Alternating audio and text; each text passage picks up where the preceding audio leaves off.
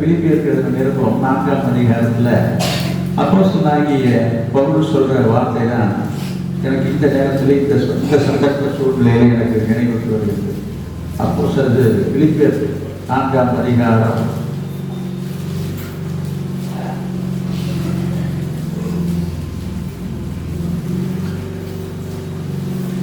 11வது வசனம்.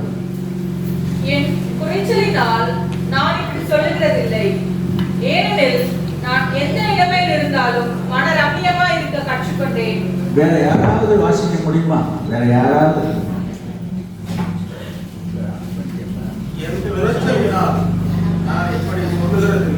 அதாவது கரண்ட் இல்லைன்றதுனால நான் அப்படி சொல்றது இல்லை. பவர் கட் ஆயிடுச்சு, ஒரு புழுக்கமா இருக்கு அப்படின்றதுனால நான் சொல்லுகிறது இல்லை. இப்படி படிச்சு பார்த்தா உங்களுக்கு அர்த்தம் புரியும்.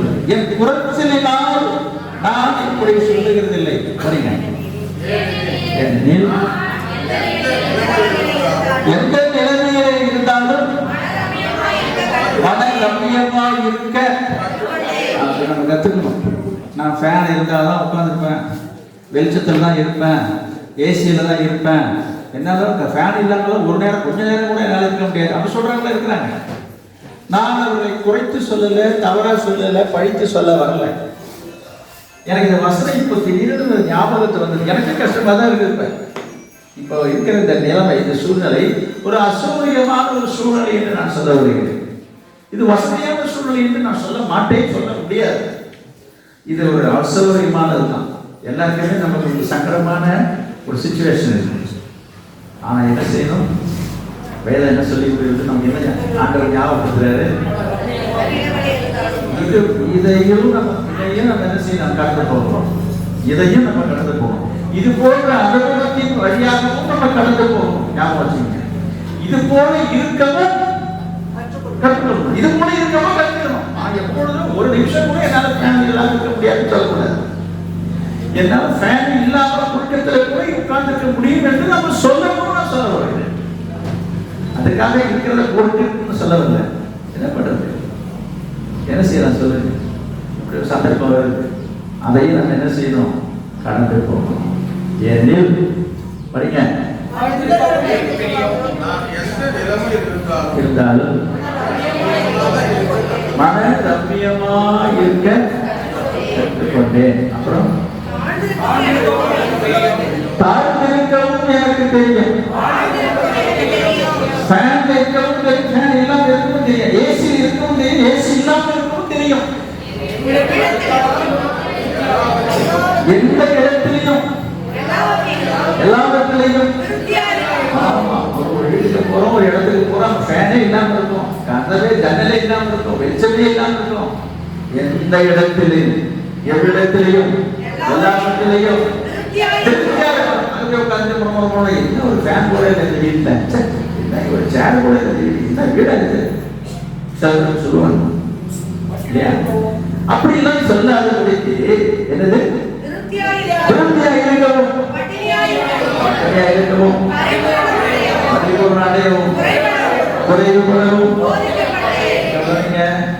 அப்போஸ்தலனாகிய பவுலுக்கு யாரோ சொல்லி கொடுத்துருக்காங்க. போதிக்கப்பட்டதுன்னு அர்த்தம். அவருக்கு உட்கார வச்சு போதிச்சிருக்கிறாங்க. என்னென்ன தம்பி, இந்த மாதிரிலாம் இருக்கும், நல்லது இருக்கும், கெட்டது இருக்கும், கஷ்டம் இருக்கும், நஷ்டம் இருக்கும், எல்லாத்தையும் அனுசரித்து போகணும் என்று சொல்லி யாருக்கு யார் சொல்லி கொடுத்தாங்க? பவுலுக்கு ஒருத்தர் சொல்லி கொடுத்துருக்காரு. அவர் கமாலிய பாதத்தில் அருகே உட்கார்ந்து கற்றுக்கொண்டதாக வேதத்தில் எழுதியிருக்கிறது. அதெல்லாம் இப்ப நமக்கு தேவையில்லை. அவருக்கு ஆண்டவர் கற்றுக் கொடுத்தார், கற்றுக் கொடுக்கப்பட்டது. இன்றைக்கு அந்த வார்த்தையை வைத்து உங்களுக்கு இப்பொழுது இந்த நேரத்திலே உங்களுக்கு போதிக்கப்படுகிறது. கவலைதான். ஆண்டவர் உங்களுக்கு இதை சொல்லிக் கொடுக்கிறார். என்ன சொல்லிக் கொடுக்கிறார்? என்ன சொல்லிக் கொடுக்கிறார்? இதையும் நம்ம அனுசரிச்சு போவோம். இதையும் நம்ம என்ன செய்யணும்? அனுசரிச்சு தான் போவோம்.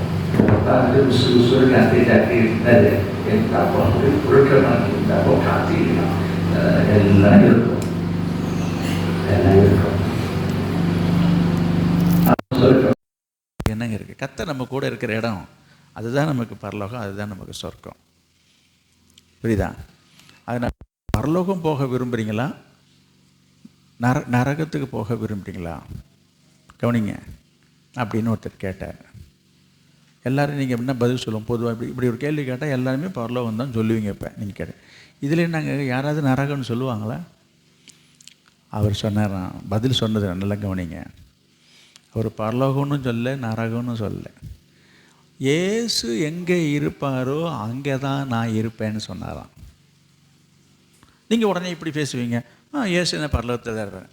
அதுக்கப்புறம் சொன்னாராம், ஒருவேளை ஆண்டவர் இயேசு நரகத்தில் தான் இருக்கிறாருன்னு சொன்னாங்கன்னா நான் அங்கே தான் இருக்க பிரியப்படுவேன்னு சொன்னாராம். புரியுது அவங்களுக்கு? தெரியல. அப்போ என்ன அர்த்தம்?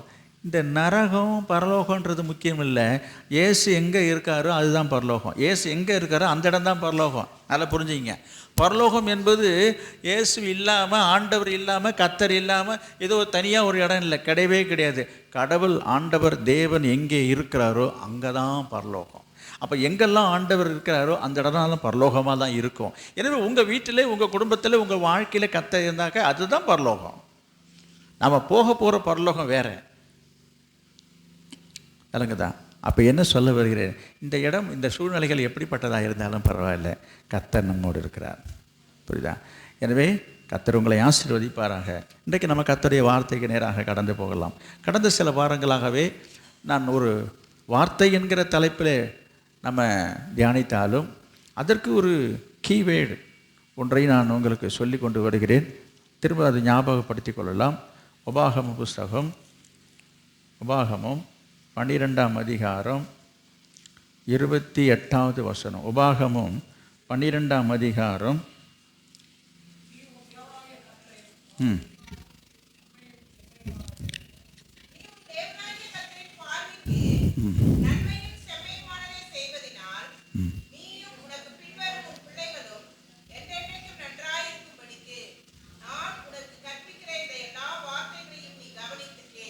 Price the Lord. திரும்பவும் இந்த வார்த்தையை உங்கள் மனதிற்கு நினைப்பூட்டுகிறேன். வாரம் நான் சொல்லிட்டு வரேன். என்னது நான் வாசிக்கிறேன் இப்பொழுது. நீயும் உன் பிள்ளைகளும் என்றென்றைக்கும் நன்றாயிருக்கும்படிக்கு நான் உனக்கு கற்பிக்கிற இந்த எல்லா வார்த்தைகளையும் நீ கவனித்து கேட்கணும். கவனிங்க. என்ன செய்யணும்? ஆமாம், நீங்கள் எவ்வளோ கஷ்டப்பட்டு பிரயாசப்பட்டு இந்த ஆலயத்துக்கு வந்திருக்கீங்க. நிறைய பேர் நடந்து வந்திருப்பீங்க, பஸ்ஸில் வந்திருப்பீங்க, வண்டியில் வந்திருப்பீங்க. ரொம்ப பிரயாசப்பட்டு தான் வந்திருக்கீங்க. ரொம்ப லகுவாக வந்தீங்க நான் சொல்ல முடியாது. வந்து அங்கேருந்து இறங்கி சிலர் ஆட்டோவில் வருவீங்க, நடந்து வரீங்க.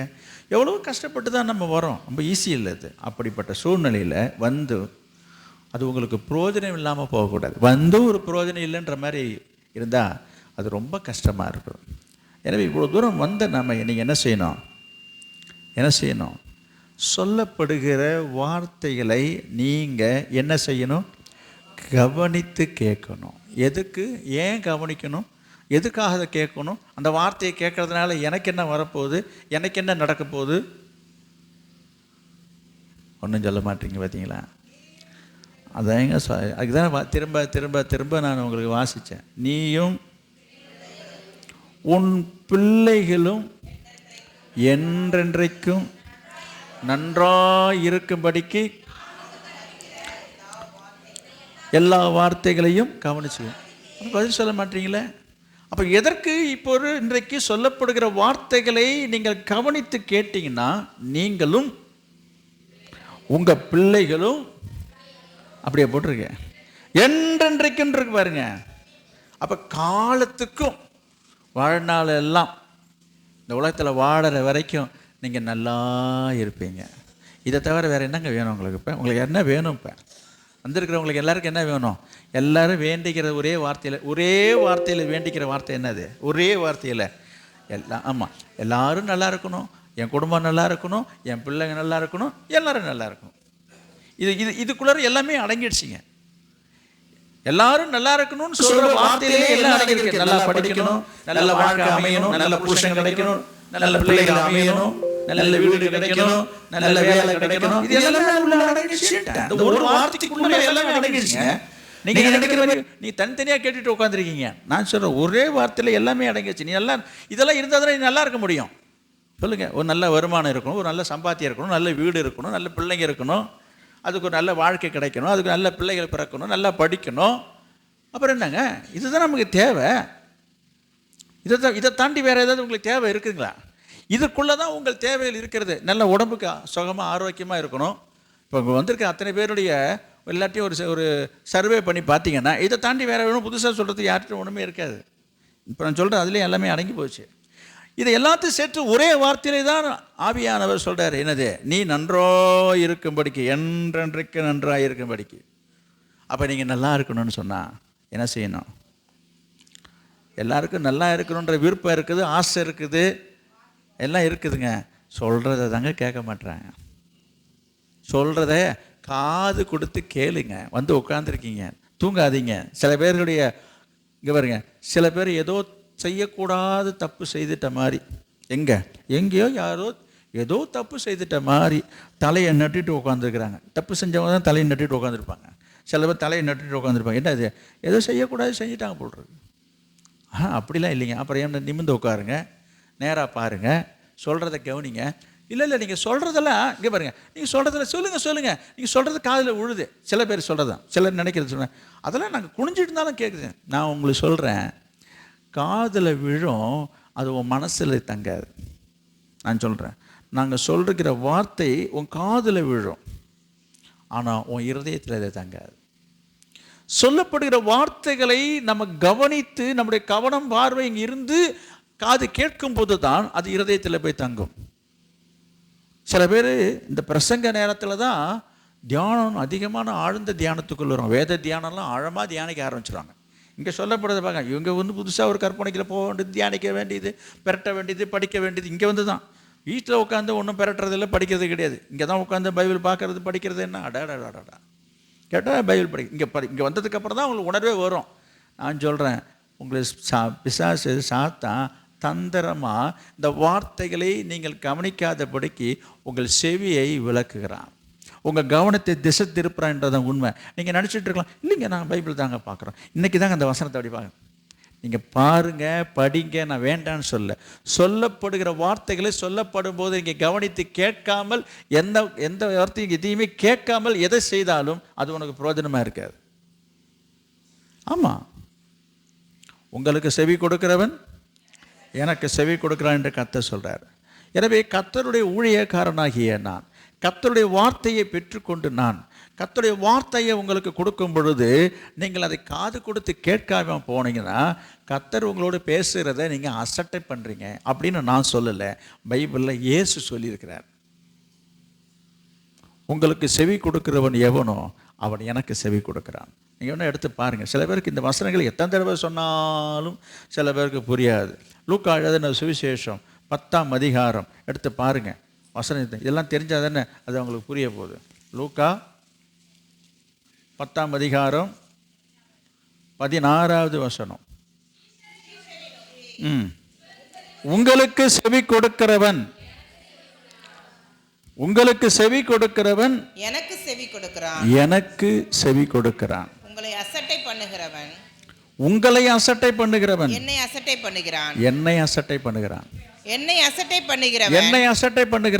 என்னை அனுப்பினவரை அசட்டை பண்ணுகிறான் என்றார். யாரை சொல்றாருங்க? சீசர்கிட்ட சொல்றாரு.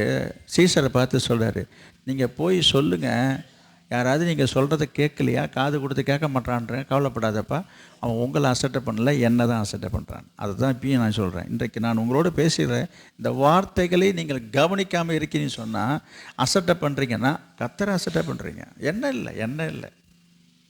இதை முதல்ல நீங்கள் தெளிவாக புரிஞ்சுக்கணும். நான் பல தடவை சொல்கிறேன். இன்றைக்கி சொல்லிட்டு, ஏன் இன்றைக்கி இல்லை, காலையில் சொல்லிட்டு மதியம் கேட்டாலும் தலையை சொறிகிறாங்க. காலையில் என்னங்க செய்தி கேட்டிங்கன்னா தலையை சொறிகிறாங்க. ஒன்றுமே இல்லை. ஏன்? மனசில் தங்கலை. காரணம் இதுதான், உங்கள் இருதயத்தில் போய் அது தங்கலை. அதனால் என்ன செய்ய முடியாது, சொல்ல முடியல. வந்தீங்க, பார்த்தீங்க, கேட்டீங்க, கேட்குறீங்க, காதலெல்லாம் விழுது, என்ன சொல்லணும்னு புரியல. ஏன்? காரணம் என்ன? மனசில் போய் தங்கலை. ஏன் தங்கலை? உன் சிந்தனை எங்கேயோ போயிட்டுருக்குது. இங்கே தான் உட்காந்துருக்கீங்க, இந்த சத்தத்தை காதால் கேட்குறீங்க, ஆனால் மனசு என்ன செய்யுது, டக்குன்னு வீட்டை நோக்கி போகுது. இது விவசாய நேரம், எங்கே பார்த்தாலும் கிட்டத்தட்ட அறுவடையெல்லாம் முடிஞ்சிடுச்சு. அடுத்த விவசாய நேரத்துக்கு வேலைக்கு தொடங்கி விட்டார்கள். இப்போ நெல் விதையை போட்டுட்டு வந்திருப்பாங்க, தண்ணியில் விதை கிடக்கும், இல்லை விதைச்சிட்டு வந்திருப்பாங்க, தண்ணி இல்லாமல் இருக்கும், தண்ணி வடிகட்டிட்டு வந்திருக்கணும், தண்ணியை இறைக்கணும். இதை போல அந்தந்த சூழ்நிலைக்கு ஏற்றாறு போல் பல வேலைகளில் சிக்கியிருப்பவர்கள் எண்ணங்கள் எல்லாம் அதில் தான் போகும். சாதாரணமாக ஆடு மாடு வச்சுருக்கணும், இப்போ ஆட்டு மாட்டு மேலே தான் கவனம் இருக்கும். இது போல் என்னென்ன காரியங்களில் நீ ஈடுபடுறீங்களோ உங்களுடைய சிந்தனையை பிசாசு அழகாக கொண்டு போயிடுவான். அப்புறம் எங்கெங்கே இந்த வார்த்தையை கேட்குறது? நான் உங்களுக்கு சொல்கிறேன், நீங்கள் என்ன செய்தாலும் சரி, நீ எதை செய்தாலும் சரி, என்னென்னமோ செய்கிறேன்னு சொல்கிறீங்களே, இதெல்லாம் ஆசீர்வாதமாக இருக்கணும்னா நீ நன்றாக இருக்கும்படி நல்லா புரிஞ்சுங்க. இங்கே இந்த வார்த்தைகளை நீங்கள் கேட்கணும். இந்த வார்த்தையை நீங்கள் கேட்கணும். என்ன செய்யணும்? இந்த வார்த்தையை நீங்கள் கேட்கணும். அப்பொழுதுதான் நீங்கள் என்ன செய்ய முடியும்?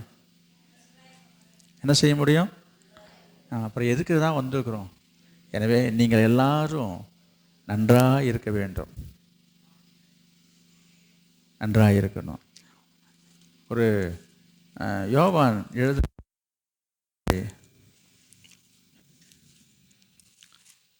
2 யோவான் அந்த வார்த்தை தான் எனக்கு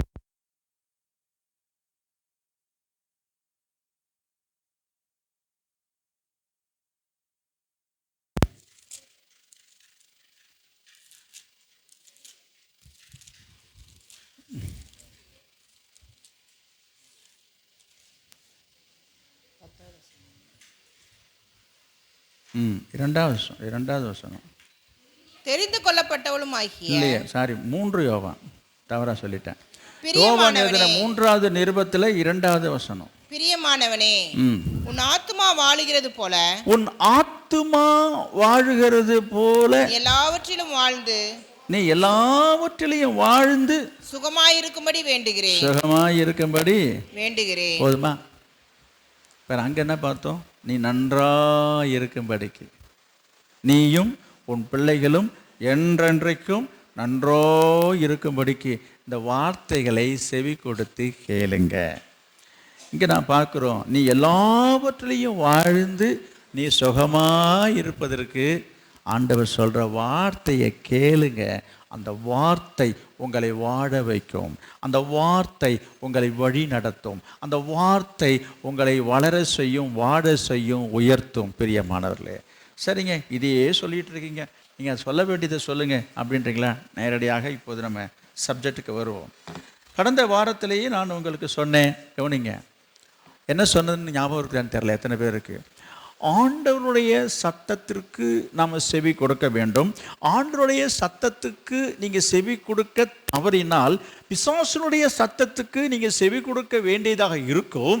அப்படி நம்ம பிசாசுனுடைய சத்தத்துக்கு நீங்கள் செவி கொடுக்கும் பொழுது உங்களுடைய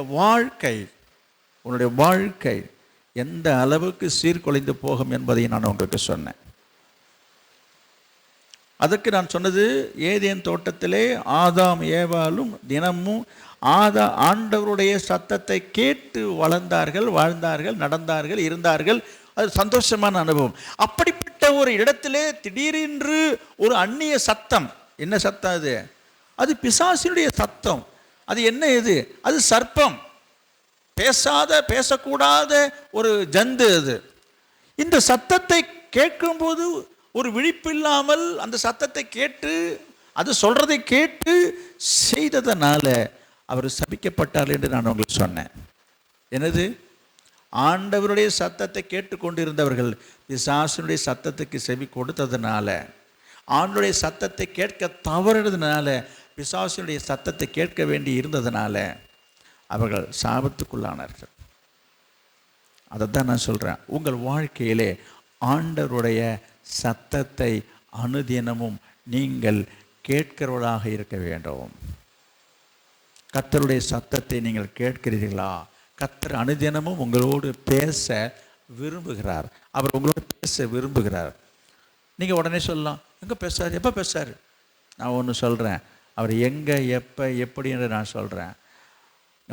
நீங்கள் எப்போ அவருடைய சமூகத்தில், அவருடைய பாதத்தில், அவருடைய காலடியில், அவரண்டை வந்து நீங்கள் எப்போ உட்காடுறீங்களோ அப்பொழுது அவர் உங்கள்கிட்ட பேசுவார். நீங்கள் உங்களை ஓடலாம் வந்து பேச மாட்டார். நீங்கள் என்றைக்கெல்லாம் எப்பொழுதெல்லாம் ஆண்டவருடைய சமூகத்தில் உட்காடுறீங்களோ கர்த்தர் உங்களோடு பேசுவார். அதில் எந்த மாற்று கருத்தும் இல்லை. அவருண்டை வராமல் அவருண்டில் பாதத்தில் அமராமல் இருக்கும்போது அவர் பேசுவதை நீங்கள் பேசினாலும் அது உங்கள் காதில் கேட்காது. ஒருவேளை அவர் பேசினாலும் கேட்காது. நீங்கள் அவர் பாதத்தில் உட்காருங்க. நீங்கள் ஜெபிக்கும் பொழுது கர்த்தர் பேசுவார். எப்பொழுதெல்லாம் நீங்கள் ஜெபிக்கிறீங்களோ, ஜெபம் என்பது கர்த்தரோடு பேசுகிறது என்று நான் சொன்னேன், உங்களுக்கு தெரியும்.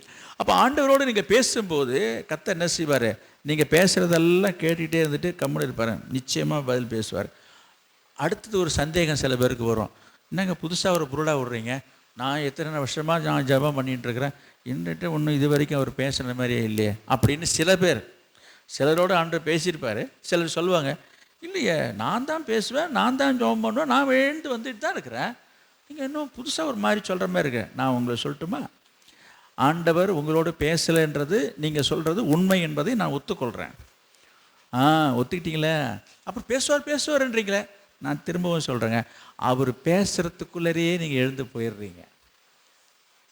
நிறைய பேர் ஜெபிக்கிறீங்க, ஜெபத்துக்கு வரீங்க, ஜெபத்தில் உட்காடுறீங்க, முழங்கால் போடுறீங்க, ஜெபெல்லாம் பண்ணுறீங்க. அதில் எந்த விதமான தவறு நான் சொல்ல வரல, குறை சொல்ல வரல. கடன்னு இந்த மனப்பாடு வாய்ப்பாடு ஒப்பிக்கிற மாதிரி போய் நின்றுட்டு 2 வார்த்தையை சொல்லிவிட்டு ஜெபம் பண்ணிவிட்டு, ஜெபம் தான் அதுவும், எதையாவது சொல்லிட்டு கடன்னு சொல்லிட்டு ஸ்தோத்திரம் சொல்லி நாத்துமாவே கர்த்தரை ஸ்தோத்திரம் போட்டு போயிட்டே இருக்கீங்க. அவர் இந்தாப்பான்னு நான் மனுஷிகமாக சொல்கிறேன். அவர் கூப்பிட்றது கூட உங்கள் காதில் உள்ள, ஏன்னா உங்களுக்கு சீக்கிரமாக அவசரமாக வேலைக்கு போகணும், பல வேலைகள் இருக்குது, அந்த வேலையை பார்க்கணும், இந்த பார்க்கணும், இந்த பரபரப்பில் அவர் பேசுகிறதே நீங்கள் நின்று கேட்க கிடையாது. அவர் பேசலன்றீங்க. வந்தீங்க நீங்கள் அமைதியாக இருந்து பார்த்தீங்கன்னா தெரியும். இருந்து பாருங்கள் முதல்ல, அப்புறம் வந்து என்கிட்ட சொல்லுங்கள், என்ன கேளுங்க. இல்லைங்க நீங்கள் சொன்ன மாதிரி தாங்க உட்காந்துருந்தேன், இருந்து பார்த்தேன், உட்காந்து பார்த்தேன், பேசலான்னு என்கிட்ட வந்து சொல்லுங்கள், நான் அவர்கிட்ட கேட்டு விசாரிச்சு நானே சொல்கிறேன். நான் நிஜமாக சொல்கிறேங்க, அவரோட பாதத்தில் நீங்கள் உட்காருங்க, கர்த்தர் பேசுவார். நிறைய பேர் கவனிங்க, பேசுகிறீங்க, ஆண்டவர்கிட்ட நீங்கள் பேசுகிறீங்க, அவர் பேச வாயை திறக்கிறதுக்குள்ளரையே நீங்கள் என்ன செய்யணும்? பேச வாயை எடுத்த உடனே எழுந்து போயிடுறோம். அப்படிலாம் இல்லைங்க. நீங்கள் அதான் சொல்கிறேன், உங்கள் காதிலே உழுலையே. உங்களை மாரி லொடலாம் பேச மாட்டார். கவனிங்க, உங்கள் டப்படப்பட அவர் எப்படி பேசுவார் உங்களுக்கு தெரியுமா? உங்களுக்கு கர்த்தர் எப்படி பேசுவாராம்? பைபிளில் இருக்குது, மெல்லிய சத்தம், அப்படி சைலண்ட்டாக ஒரு குரல் கேட்கும். அதுதாங்க கர்த்தர் பேசுவார். கர்த்தர் வந்து டாட்டு போட்டுலாம் தடப்படலாம் பேசுகிற ஆள் கிடையாது. பேசுவார் மெல்லிய குரலில், மெல்லிய சத்தம். அது யாருக்கும் கேட்காது. யார்கிட்ட பேசுகிறாங்களோ அவங்களுக்கு மட்டும்தான் கேட்கும். ஆமாம், இவ்வளோ காரியம் இருக்குதுங்க. எனவே என்ன சொல்ல வந்தேன்? கர்த்தர் உங்களோடு பேசுகிறவராக இருக்கிறார். சரி, நான் சொல்ல வந்த விஷயத்தை, ஆண்டவருடைய சத்தத்தை நீங்கள் கேட்க தவறும் பொழுது உங்கள் காதுகளிலே என்ன சத்தம் கேட்கும்? சாத்தானுடைய சத்தம் கேட்கும்.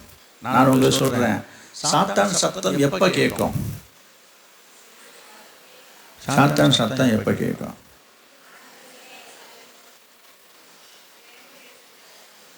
யார் சொல்லுவா? சாத்தானுடைய சத்தம் எப்பொழுது கேட்கும்? சில பேர் திரு முழிக்கிறாங்க. இப்போ நான் சொன்னதை கேட்ட உடனே சில பேர் இப்போ சிரிக்க போறீங்க. நான் சொல்லட்டுமா? எப்போதும் கேட்கும். எப்போ கேட்கும்? ஆண்டோடைய சத்தம் எல்லாம் கிடையாதுங்க. ஆண்டோட சத்தம் எல்லாம் சொல்றாங்க அரியோன்னு, அது மாதிரி ஆண்டோடைய சத்தம் வந்து எப்போ பார்த்தாலும் கேட்டுட்டே இருக்காதுங்க. அவர்கிட்ட நம்ம எப்போ போறோமோ, எப்போ பேசுறோமோ, எப்போ உட்காந்துருக்கிறோமோ அப்பதான் பேசுவார். அவர் கரெக்டாக இருப்பார். ஆனால் இந்த பிசாசு இருக்குது, அது ஒரு லூஸ் டாக். இந்த என்னது, இந்த லோடன்னு பேசுன்னு சொல்லுவாங்கல்ல, அது மாதிரி இது ஓட்டவா மாதிரி, அது எப்போ பார்த்தாலும் பேசிகிட்டு இருக்கோம். நல்லா கவனிங்க, எப்பொழுதும் பேசும், எப்பொழுதும் பேசிகிட்டு இருக்கோம் பிசாசு. அதனால் அந்த சத்தம் எப்பொழுதும் என்ன செய்யுது? உங்கள் காதில் எப்பொழுதும் கேட்கும். அப்படியா சொல்கிறீங்க? அதுக்கும் நான் ஒரு விளக்கம் சொல்கிறேன். அது கேட்காமல் இருக்க வேண்டும் என்று சொன்னால், அந்த சத்தம் உங்கள் காதில் விழாமல் இருக்க வேண்டும் என்று சொன்னால், உங்களுடைய செவியில் யாருடைய சத்தம் கேட்கணும்? ஆண்டவருடைய சத்தத்தை நீங்கள் கேட்கக்கூடியவர்களாக இருந்தால், பிசாசின் சத்தம் வந்தாலும் சத்தமே விழுந்தாலும் அது உங்களுக்கு கேட்காது. புரியுதா புரியலையான்னு தெரில. நான் ஒன்று சொல்கிறேன், நிறைய பேர் இப்போ ஃபோன் பேசுகிற பழக்கத்துக்கு வந்துட்டீங்க. எல்லாத்தையும் ஃபோன் இருக்குது. நான் கேட்குறேன், உங்கள் ஃபோனில் யாரோ பேசுகிறாங்க, யாரோ ஒருத்தவங்க பேசுகிறாங்க, காதில் வச்சு கேட்குறீங்க. நான் என்ன கேட்குறேன், இப்போ சாதாரணமாக பேசும்போது நீங்கள் உங்கள்கிட்ட பேசுகிறவங்க யார் பேசுகிறாங்க, என்ன பேசுகிறாங்கன்றது பக்கத்தில் உள்ளவங்களுக்கு தெரியுமா தெரியாதா? என்ன முழிக்கிறீங்க?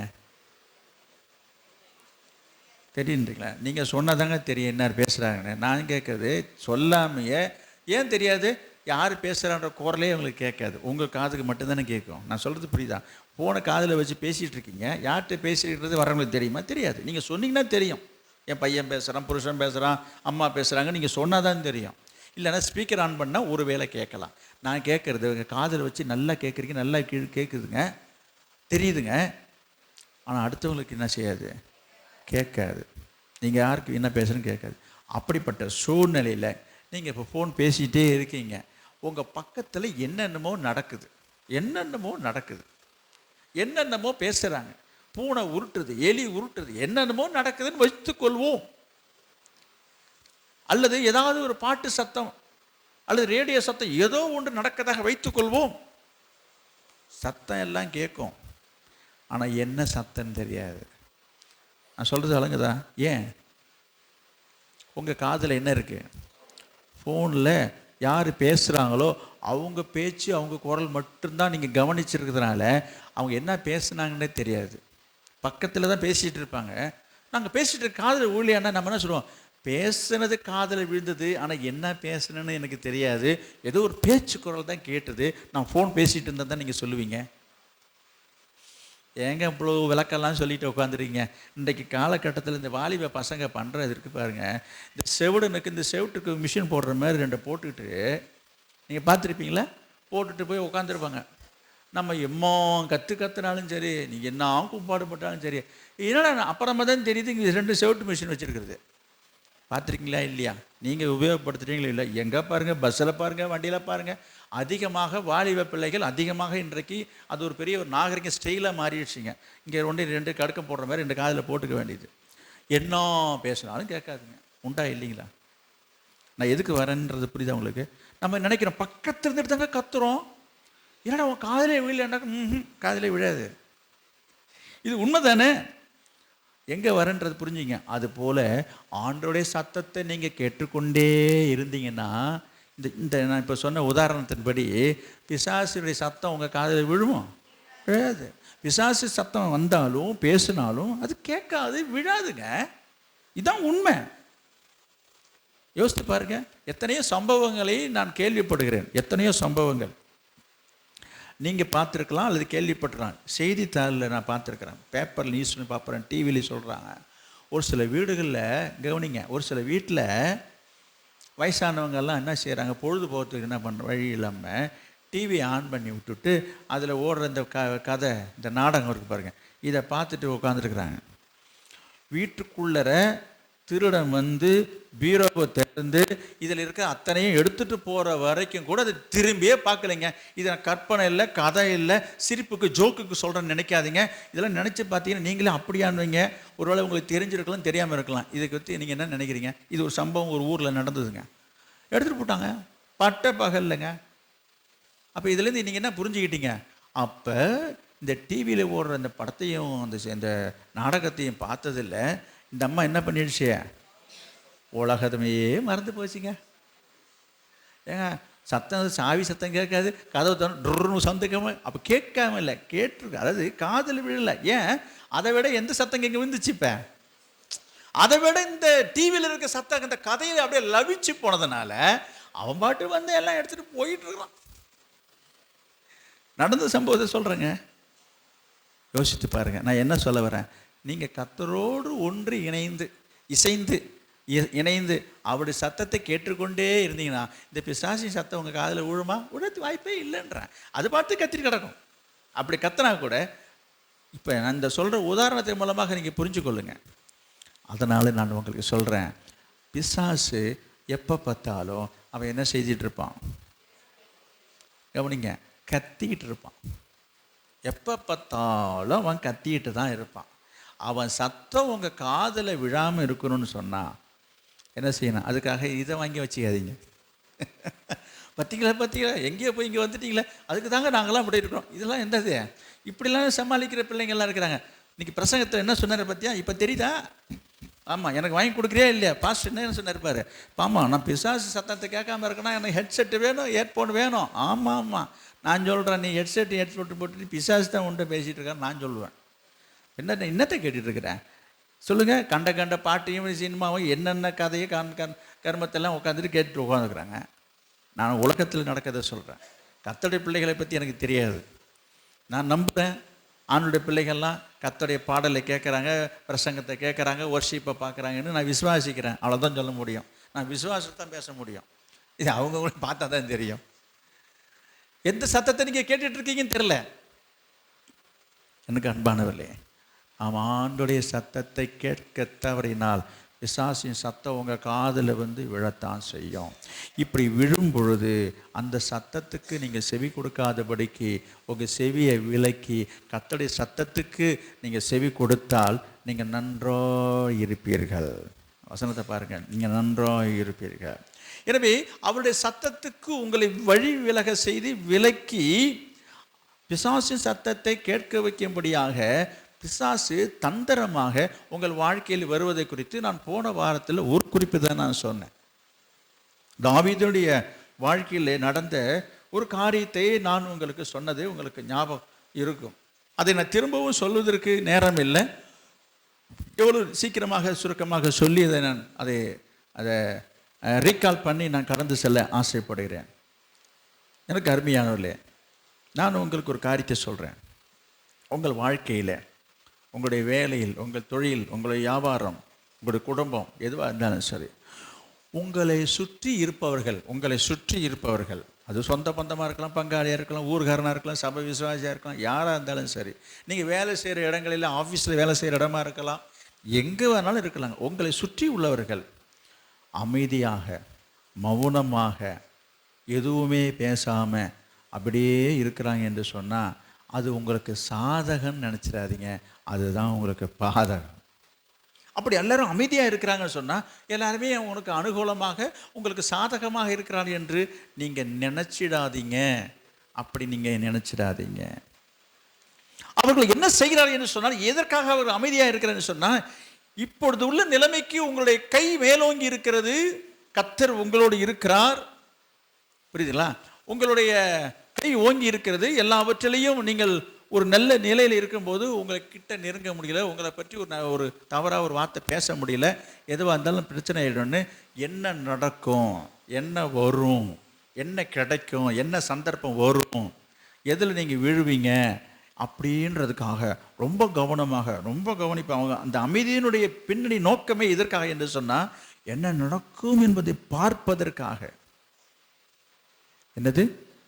அதுக்காக தான் அமைதியாக உட்காந்துருக்கிறாங்க. யோனாவை போல இந்த பட்டணத்தை எப்போ கவிழ்க்கப்பட்டு போகணுன்ட்டு போய் கூடாரம் போட்டுட்டு உட்காந்து பார்த்துட்டே உட்காந்துருக்காங்க. அந்த போல உங்களை சுற்றி உள்ளவர்கள் எல்லாரும் அமைதியாக பார்த்து கொண்டிருக்கிறார் என்று சொன்னால் என்னது? உங்களுடைய நன்மைக்கு அல்ல. அது போலத்தான் இந்த சீமேயி என்கிற மனுஷன், நான் போன வாரமே சொல்லிட்டதுனால இப்போ வசனம் எடுத்து வாசிக்கிறது நேரம் இல்லை. தாவீது ராஜாவாக இருந்த காலத்திலே, அரசாண்ட காலத்திலே, இந்த சீமேயி எங்கே இருந்தான், அவன் என்ன செய்தான் என்று ஆளை அட்ரஸே தெரியல, அவன் எங்கே இருந்தானே தெரியாதுங்க. இருக்கிற இடம் தெரியாமல் உட்காந்துருந்தான் அவன். ஆனால் இந்த சீமேயிக்கு தாவீதினுடைய வீட்டில், குடும்பத்தில், வாழ்க்கையில், ஆட்சியில் ஒரு களங்கம் ஏற்பட்டு விட்டது, ஒரு பிரச்சனை ஏற்பட்டு விட்டது என்பதை சீமேயினுடைய காதுக்கு வந்து விட்டது. செய்தி தெரிந்து விட்ட உடனே பார்த்தா மாட்டினானா. தாவீது என்ன செய்தாரு? வாசிக்கிறதுக்கு நேரம் இல்லை, வாசித்த நேரம் ஆகிடும், நான் சொல்லிகிட்டே போகிறேன். ஏன்னா அடிக்கடி நான் படித்த வேத பகுதியாக இருப்பதனால. வேதம் சொல்லுகிறது, தாவீதும் அவன் வீட்டாரும் அவனோட அனைவரும் என்ன செய்தார்களாம்? நீங்கள் வேணா வாசித்து பார்த்தீங்கன்னா 15ஆம் அதிகாரத்தில் இருக்குது. முகத்தை மூடிக்கொண்டு வெறும் காலால் என்ன செய்தாங்களாம்? சிரித்து கொண்டே போனார்கள். இப்போ சொல்ல மாட்டீங்களே, வசனம் எப்படி எழுதியிருக்கு தெரியுமா? அழுதுகிட்டே போகிறான், தலையில் முக்காடை போட்டுக்கிட்டு, காலில் ஒரு செருப்பு இல்லாமல் அழுதுகிட்டு போகிறான். இந்த செய்தி சீமேயிக்கு வந்துடுச்சு. ஓஹோ, நான் இது எப்போ ஆகும் தான் எதிர்பார்த்தேன்னு சொல்லி இப்போ அவனுக்கு துணிச்சல் வந்துருச்சுங்க. துணிச்சல் வந்து என்ன செய்யறான், அந்த சீமேயி தாவீது எப்படி போறான், தன்னந்தனியா போறான், கூட யாருமே இல்லை. சொல்ல மாட்டீங்களே, யாருமே தன்னந்தனியா போறாங்க, ஒண்டியா தாங்க இருக்கிறான், எல்லாரும் விட்டுட்டாங்க, தனியாலா போயிட்டு இருக்கிறாங்க தாவீது. அப்படி இருக்கும்போது தான் இந்த சீமையை என்ன செய்தான், தாவீதை பார்த்து பேசினான். அப்படித்தானே? சகல ஜனங்களும் வலது பக்கத்துலையும் இடது பக்கத்துலையும் அங்கே இருக்கு பாருங்க. 2 சாமுவேல் 16ஆம் அதிகாரத்தில் போன வாரம் தானே படித்தோம். 5வது வசனத்துலேருந்து நீங்கள் பார்த்தீங்கன்னா தெரியும். 2 சாமுவேல் அந்த இடத்த மட்டும் படிங்க. நேரம் போயிடுச்சு, நேரம் ஆயிடுச்சு எனக்கு. எப்படி அது வேற, முகத்தை மூடிக்கொண்டு அழுது கொண்டு போயிட்டான். போனதுக்கு அப்புறம் தானே அவனுக்கு இது சீமாயி வந்து என்ன பண்ணுறான், பேசுகிறான். 2 சாமுவேல் 16 பார்த்தீங்கன்னா வலது பக்கத்திலையும் இடது பக்கத்திலையும் சகல பலசாலிகளும் போறாங்க. பார்த்தீங்களா? தாவீது கூட சும்மா போலிங்க, அவன் சாதாரணமாக போலிங்க, அதெல்லாம் அப்படி போயிட்டு இருக்க போது ஒத்தைக்கு ஒத்த ஒரே ஆளுங்க இந்த சீமையை அவன் என்ன செய்தான் என்று சொல்லப்பட்டிருக்கிறது, அவனை தூஷிக்கிறான். நல்லா கவனிங்க எங்க, இது வரைக்கும் அவனை குறித்து ஒரு வார்த்தை சொல்றதுக்கு ஒரு துணிச்சல் கிடையாது, தைரியம் கிடையாது இந்த சீமைக்கு.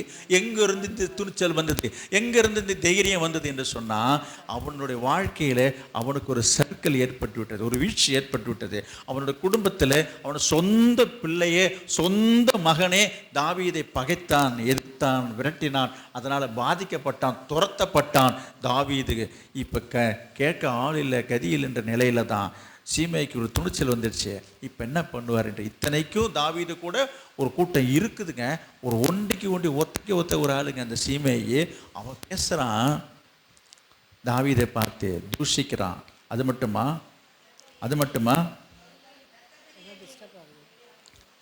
சொல்லுங்க, இரத்த பிரியனே, கல்லை விட்டு எறிகிறாங்க, கல் எறிந்தான், மண்ணை வாரி விட்டான் என்று சொல்லப்பட்டிருக்கிறது. சொல்லுங்க,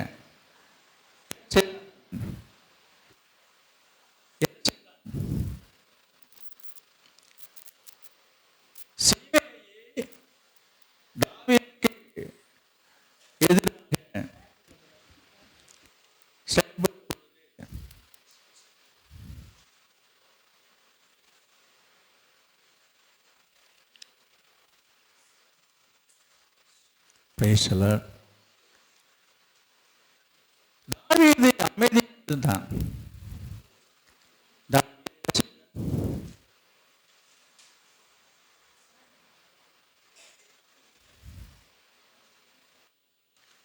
பேச விடுங்க, மைக் எடுத்து எட்ட வச்சுட்டான்னு நான் பாட்டு பேசுவேன்.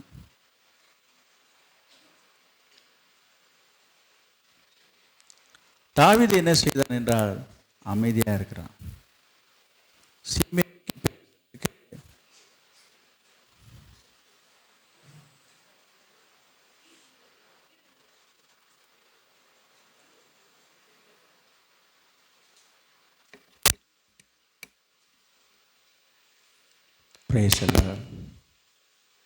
பிரைஸ் எல்லாம் கவனிங்க.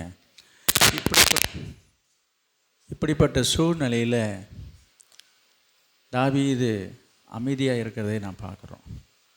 அவருடைய தூஷணமான சத்தத்துக்கு தாவீது செவி கொடுக்கலேன்னு நான் சொல்ல வரேன். இதுதான் இன்றைய போன வாரம் சொன்னதும் இப்போ திரும்பவும் அதுதான் நான் சொல்ல வரேன்.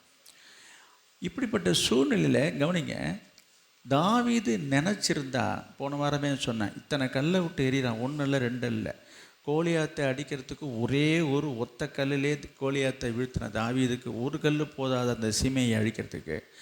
ஒன்றும் வேண்டாம், அவன் கல்லெல்லாம் போய் தேடி எடுத்துகிட்டு வரணும் அவசியம் இல்லை. அவன் வீசின அந்த கல்லிலே ஒரு கல்லை பிடிச்சி திரும்ப அடித்தாலும் முடிஞ்சுக்கிறேன். ஆனால் தாவீது எதுவுமே செய்யலை, எதுவுமே பேசலை, எதுவுமே. எப்படிப்பட்ட ஒரு சூழ்நிலை, எப்படி அந்த சூழ்நிலையை கடந்து சென்றான் என்பதுக்கு நான் சொல்ல வருகிறேன். இப்படி தூஷிக்கும் பொழுது தாவீது அமைதியாக இருக்கிறான். கூட இருந்த அபிசாய்க்கு துடிக்குது, மனசு பதைக்குது, அவன் டென்ஷன் ஆகுறான், அவன் மனசு பதைக்குதுங்க, தாவீது இப்படி பேசுகிறான்னு சொல்லி. அவனை அமர்த்துறான், தாவீதை அமைத்திட்டு சொல்கிறான், அவன் தூஷிக்கிட்டோம் என்ன சொல்லி அவங்கள சமாதானப்படுத்துகிறான்.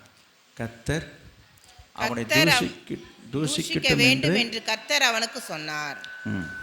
ஆகையால் ஏன் இப்படி செய்கிறாய் என்று கேட்கத்தக்கவன் யார் என்றார். சரி, என்ன சொல்றாரு?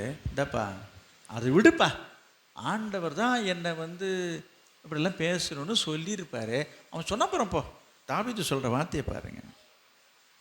நான் என்ன சொல்கிறேன், உங்கள் வாழ்க்கையிலே உங்கள் மேலே உங்களை குறித்து உங்களை சுற்றி உள்ளவங்க, உங்கள் குடும்பத்தில் உள்ளவங்க, உங்கள் புருஷனோ மனைவியோ பிள்ளையோ உடன் பிறந்தவர்களோ பங்காளிகளோ சொந்த பந்தங்களோ சபையில் இருக்கிற விசுவாசியாக இருக்கட்டும், நீங்கள் வேலை செய்கிறீங்களா, ஆஃபீஸில் வேலை செய்கிறீங்க, வேலையில் இருக்கிற மற்ற சக நண்பர்கள் இருக்கட்டும், நீங்கள் தொழில் செய்கிறீங்க, பல வேலைகள் செய்கிற சுற்றி இருக்கிறவங்களா இருக்கட்டும், யாராக இருந்தாலும் யார் வேண்டுமானாலும் உங்கள் மேலே இல்லாததை பொல்லாததை சொல்லாததை செய்யாததை பொய்யாக உங்கள் மேலே ஒரு பழி போட்டு பேசுனாங்கன்னு சொன்னால் டென்ஷன் ஆகாதீங்க. பொதுவாக எல்லாருக்கும் டென்ஷன் வரும். என்ன வரும்? எப்படி இல்லாததை எப்படி பேசலாம், நான் சொல்லாததை எப்படி அப்படின்னு உடனே கோபம் வருது பாரு நமக்கு. இது மனுஷ குணமா? இன்றைக்கி ஆண்டவர் உங்களுக்கு சொல்லி கொடுக்குற பாடமே அதுதான்.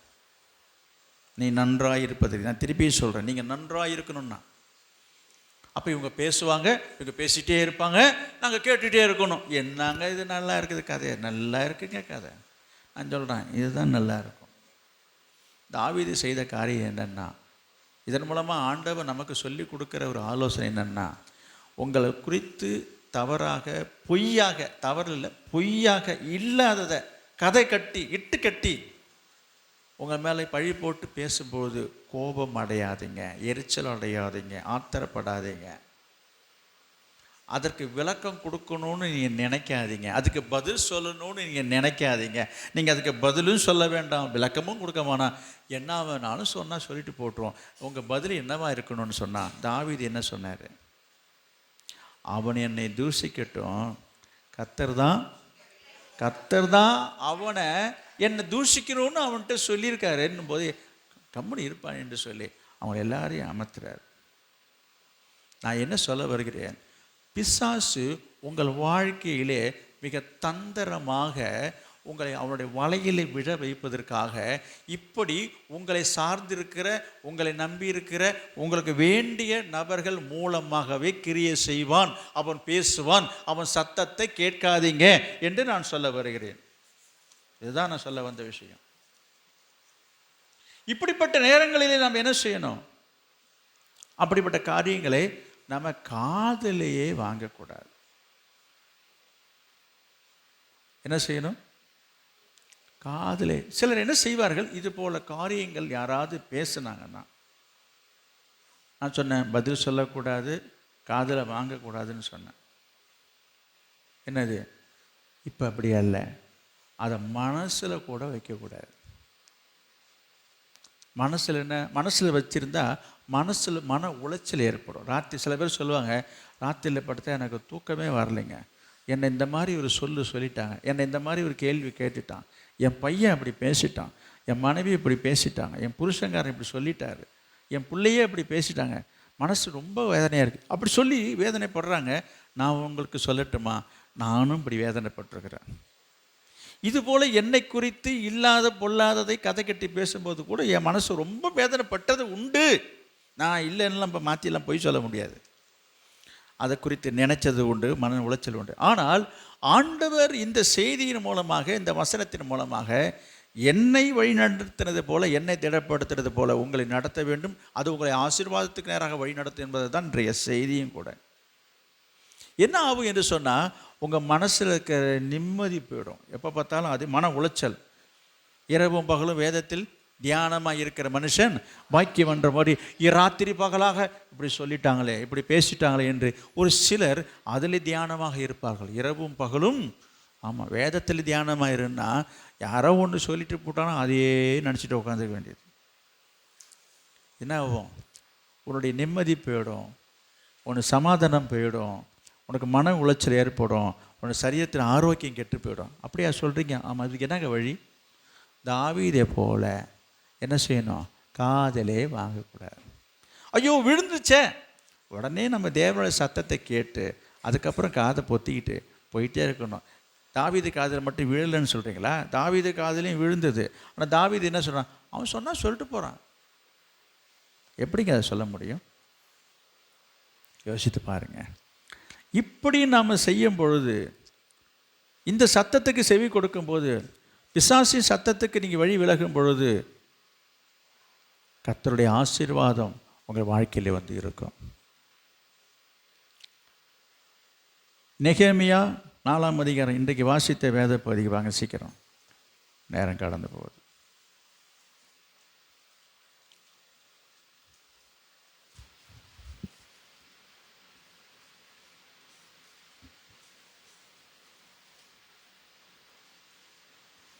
முதல் வசனம்.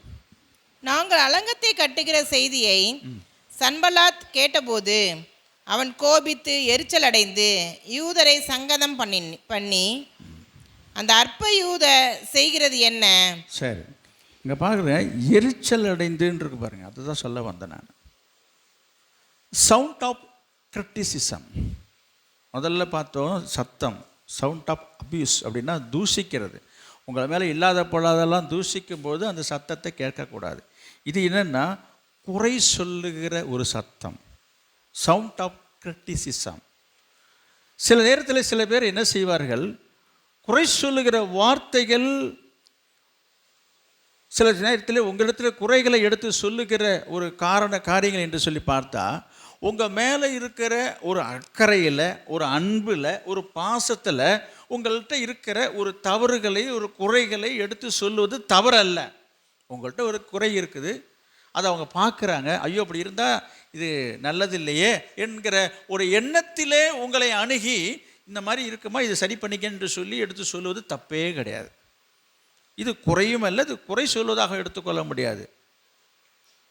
ஆனால் சிலர் இருக்கிறாங்களே, ஒரு சிலர் அன்பினாலும் ஆனால் அக்கறையினாலும் நம்முடைய குறைகளை எடுத்து சொல்கிறவங்க இருக்கிறாங்க. ஆனால் ஒரு சிலர் நோக்கம் என்னவென்று சொன்னால், அன்பில் அல்ல, உங்கள் மேலே இருக்கிற ஆத்திரத்தில் உங்கள் குறைகளை எடுத்து சொல்வார்கள். உங்கள் மேலே இருக்கிறது என்னது? அன்பில் சொல்கிறவங்க அக்கறையாக எடுத்து பக்கத்தில் உட்காந்து அன்பாக சொல்லுவாங்க, நீ இந்த மாதிரி இந்த போட்டிருக்கிற ட்ரெஸ்ஸு சரியில்லை, இங்கே மாதிரி முகத்தில் இங்கே மாதிரி கறி பூசிக்கிற மாதிரி இருக்குது, இதை சரி பண்ணிக்க, அதை சரி பண்ணிக்க, இல்லை நீ இப்படி பேசுகிறது சரியில்லை, உன் குணம் சரியில்லை, இப்படி இருந்தால் நல்லது இல்லைன்னு இப்படியெல்லாம் திருத்துறதுக்காக சொல்கிறது தவறு கிடையாது. இது அன்பினால் சொல்லுகிற காரியம் இது. ஆனால் ஒரு சில பேர் இருக்கிறாங்க பாருங்க, என்னது, நம்முடைய மனம் உடைஞ்சு போகிற மாதிரி, ஏன்னா மனம் முறிவு அடையும்படியாக, சோர்ந்து போகும்படியாக பேசுவார்கள். அது என்ன, அது எப்படி என்று சொன்னால், கவனிங்க, உங்கள்கிட்ட குறை இல்லைன்னு நான் சொல்லலை, அந்த குறையை பின்னால் போய் பேசுவாங்க, அல்லது உங்களை குத்தி காட்டி பேசுவார்கள். குறைகளை எப்படி சொல்லணும்? அன்புலேயே அக்கறையிலே சொல்லணும். சில பேர் ஆத்திரத்தில் சொல்லுவாங்க. அப்படி சொல்கிறவங்க என்ன செய்வாங்க, எப்படி சொல்லுவாங்க என்று சொன்னால், கவனிங்க, நீ என்ன செய்தாலும் குறை சொல்லுவாங்க. பார்த்துருக்கீங்களா? ஊரில் சொல்கிற ஒரு பழமொழி, ஆகாத மருமக கால் பட்டாலும் குத்தம், கைப்பட்டாலும் குத்தம். இதெல்லாம் உங்களுக்கு தெரியும். அப்படின்னு என்ன அர்த்தம்? நீ என்ன செஞ்சாலும், உட்காந்தா குற்றம், நின்னா குற்றம், கவனிக்கிறீங்களா? எழுந்தா குற்றம். ஆமாம், ஏன்னா நீ என்ன செய்தாலும் குறை சொல்லிகிட்டு இருப்பாங்க. என்ன செய்தாலும். காரணம் என்ன? அவங்களுக்கு பிடிக்கல, அவங்க மேலே கோபம் இருக்கிறது, அவங்க மேலே எரிச்சல் இருக்குது, அவங்க மேலே ஆத்திரம் இருக்குது. புரியுதா? நீங்கள் நல்லது செய்தால் கூட, அதையும் சொல்லிடணும்ல, நீங்கள் நல்லதே செய்தாலும் கூட என்ன செய்வாங்க, அதை பாராட்ட மாட்டாங்க. நீங்கள் நல்லதே செய்தால் கூட. இயேசு எவ்வளோ நன்மைகள் செய்தார், பாராட்டினாங்களா? ஒரு கூட்டம் பாராட்டுறாங்க. இவர் பெயல்செபூல் ஆவியினால் இந்த பிசாசை துரத்துறாங்கன்னு சொன்னாங்களே தவிர, பரவாயில்லையே இவர் நல்லாயிட்டாலே அப்படி சொல்லி யாரும் சந்தோஷப்படவே இல்லை. இயேசு எத்தனையோ அற்புதங்களை செய்கிறார், எத்தனை பேர் பாராட்டினாங்க? பாராட்டவே இல்லையே. ரொம்ப நாளாக, நீண்ட நாட்களாகவே குனிஞ்ச தலை நிமிராமல் முதுகு குனிந்தவளாக கூனியாக இருந்த ஒரு அம்மாவை ஆண்டவர் சுகமாக்குறார். இப்போ என்னையா செய்யணும்? எல்லாரும் பார்த்து அடாடா பரவாயில்லையே, இவ்வளோ நாள் கஷ்டப்பட்டது, அப்பா அப்படி நிம்மதி பிடிச்சுள்ள. நீ எப்படி இன்றைக்கி செய்யலாம்? இன்றைக்கி ஞாயிற்றுக்கிழமையாச்சே, இன்றைக்கி ஆராதனை நாளையாச்சே, இன்றைக்கி செய்யக்கூடாது. இயேசுநாதர் மேலே குற்றம் சாட்டினதை பற்றி நான் சொல்ல வரேன். அப்போ இவருடைய நோக்கம் என்ன என்று சொன்னால், நல்லதை பார்க்கல அவங்க, இவரை என்ன குற்றம் கண்டுபிடிக்கலாம். நான் சொல்கிறேன், உங்கள் வாழ்க்கையிலே உங்கள் குடும்பத்தில் நீங்கள் வேலை செய்கிற இடத்துலையே இது போல் ஒரு கூட்டம் உண்டு, இது போல் ஒரு கூட்டம் இருக்கும். அவளை என்ன செய்வார்கள் என்று சொன்னால், உங்கள் மேலே குற்றம் சுமத்தும்படி குறை சொல்வதற்காக நேரத்தை சந்தர்ப்பத்தை எதிர்பார்த்து கொண்டு இருப்பார்கள். அதுபோல் ஒரு சம்பவம் நடந்தது என்று சொன்னால் அதை சுட்டி காட்ட மாட்டார்கள். அதை சுட்டி காட்டி உங்களை சரிப்படுத்தணும்னு அவங்க விரும்ப மாட்டாங்க. இதில் இதை குறித்து மற்றவங்கள்ட்ட பேசி அதில் ஒரு ஆதாயத்தை அடைய தேட பார்ப்பார்களே தவிர, நீங்கள் திருந்தணும், நீங்கள் நல்லா இருக்கணுன்ற எண்ணமே அவங்களுக்கு கிடையாது. இங்கே நாம் பார்க்கிறோம் என்னது, நெகேமியா என்ன செய்தார்? எருசலேமுடைய அலங்கத்தை கட்டுறதுக்குன்னு வந்தால் இவங்களுக்கு என்ன வந்துருச்சு? அதை கேட்ட உடனே என்ன வந்துருச்சு? எரிச்சல் வருதுங்க. ஆமாம், எரிச்சல் வந்துச்சு. அதில் ஒருத்தன் சொல்கிறான் பாருங்க, 5வது வசனத்தில் என்ன, அவர்கள் அக்கிரமத்தை மூடி போடாதே, இவெல்லாம் போய் கட்டிட்டு வானா அப்படின்னு சொல்கிறான். ஆனால் அவன் கட்டினா கட்டிட்டுயா. அதில் ஒருத்தன் சொல்கிறான் பாருங்க, அவன் பக்கத்தில் நின்று அவருக்கு கட்டினால் என்ன, ஒரு நரி ஏறி போனால் அவனுடைய கல் மதில் இடிந்து போகும் என்றான். இருக்கா? கவனிங்க. அட என்னப்பா பெருசாக கட்டுருவாருங்க பாருப்பா, சும்மா ஒரு நரி ஏறினாலே கீழே விழுந்துடும். அதாவது கட்டின வீட்டுக்கு நொட்டம் சொல்கிறோன்னு சொல்கிறாங்கல்ல, அந்த கதை தாங்க. இங்கே பாருங்க, இவங்க ஒரு வேலையும் செய்யவும் இல்லை, ஒரு கல் எடுத்து கொடுக்க கிடையாது, இந்த வேலையை செய்யணுன்றது விருப்பமும் கிடையாது. இந்த வேலையை செய்கிறதுக்கு இவங்களுக்கு விருப்பமும் கிடையாது, ஈடுபாடும் கிடையாது, அதற்கு உதவி செய்ய கிடையாது, செய்கிறவங்களையாவது அதெல்லாம் நான் சொல்லக்கூடாது. என்னது மேயற மாட்டேன் அவளுக்கு, அதுக்கு அதை நீங்கள் பாதி சொல்லிங்க. அது இந்த பொருள் உங்கள் வாழ்க்கையில் கூட நீங்கள் ஒரு நல்லது செய்தால் அதை பாராட்டுற மனசு வராதுங்க. சரிதான், நீ பாராட்ட வேணாப்பா, உன் பாராட்டே எனக்கு வேணாம், நீ எதுவுமே சொல்லாமல் இருந்தால் போதாது. சொல்லுங்கள், வாயை மூடிட்டு சும்மா இருந்தால் போதும், நம்ம பாட்டு செஞ்சுட்டு போவோம். நமக்கு என்ன பாராட்டா கேட்டுட்ருக்கிறோம்? பொண்ணாட போத்தி ஏங்க, இவங்களும் கிள்ளி தெரிக்க மாட்டாங்க, இவங்களும் ஒன்று கொடுக்க மாட்டாங்க, இவங்களும் ஒரு வேலை செய்ய மாட்டாங்க. ஆனால் செய்கிறவங்களை என்ன செய்வாங்க? மனம் அடிவாக்குவார்கள். அங்கே பாருங்க என்ன போட்டிருக்கு பாருங்க.